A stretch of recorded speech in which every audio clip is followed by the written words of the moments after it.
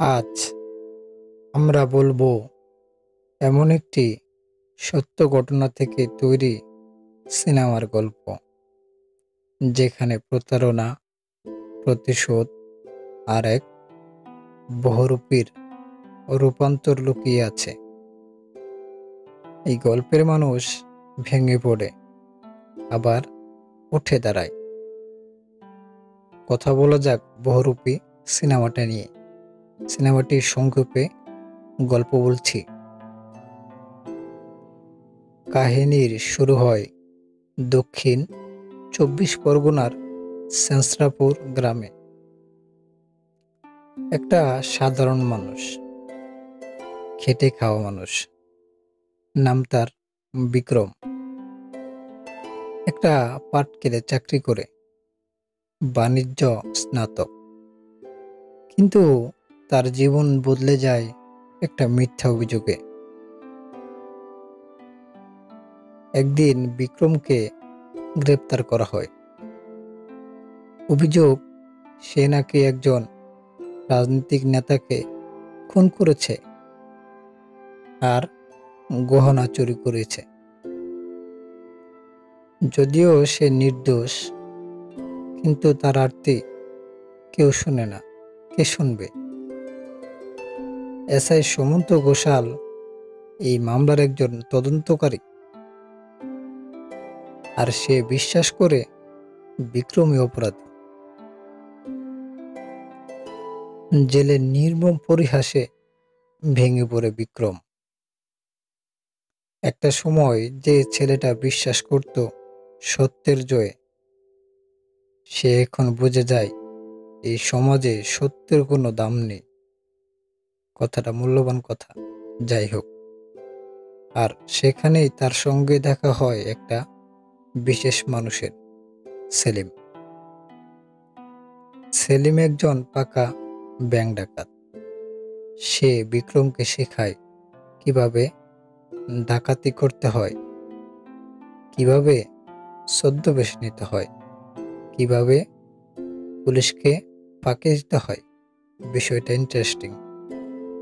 যাই হোক, বিক্রম এখন আগের মতো নয়। সেও হয়ে ওঠে একজন বহুরূপী। অন্যদিকে এসআই সুমন্ত নিজের জীবনেও অসুখী। জীবনে তার সুখ নেই। তার স্ত্রী পরী ভুগছিল একটি ভয়াবহ রোগে, বাইপোলার ডিসঅর্ডারে। একদিকে মানসিক চাপ, আর অন্যদিকে দায়িত্ব। সুমন্ত নিজেই পড়ে যায় একটি যুদ্ধের মধ্যে। একদিকে বিক্রম নতুন জীবন গড়ার স্বপ্ন দেখে ঝিমলি নামের এক পকেটমারের প্রেমে পড়েছে, এবং তাদের বিয়েও হয়।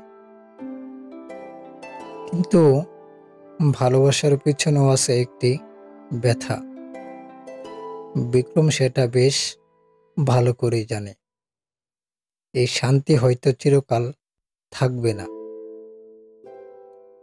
একদিন বিক্রম একটি মিশনে যায়, ব্যাংক ডাকাতি। মাত্র 4 মিনিটে সে লুট করে অজয়গঞ্জ কোঅপারেটিভ ব্যাংকটি, এবং সে চ্যালেঞ্জ ছুড়ে দেয় সুমন্ত ঘোষালকে, ধরতে পারলে আমাকে ধরো।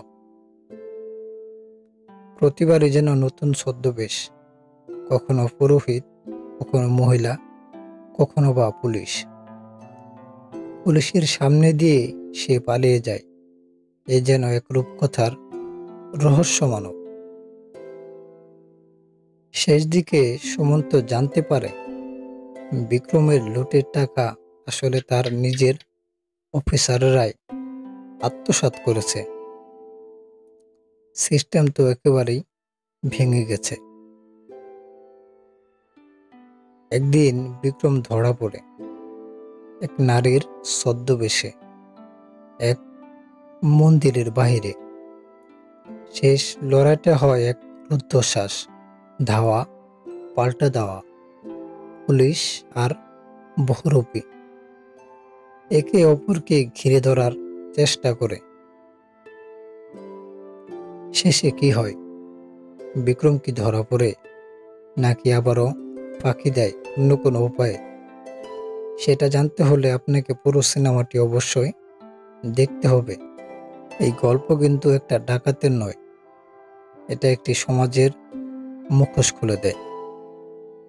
ভিডিওটি ভালো লাগলে লাইক দিন, কমেন্ট করে জানান কি অনুভব করছেন। আরও এমন গল্প পেতে রূপকথার প্রেমকে অবশ্যই সাবস্ক্রাইব করবেন। ভালো থাকবেন। Happy watching.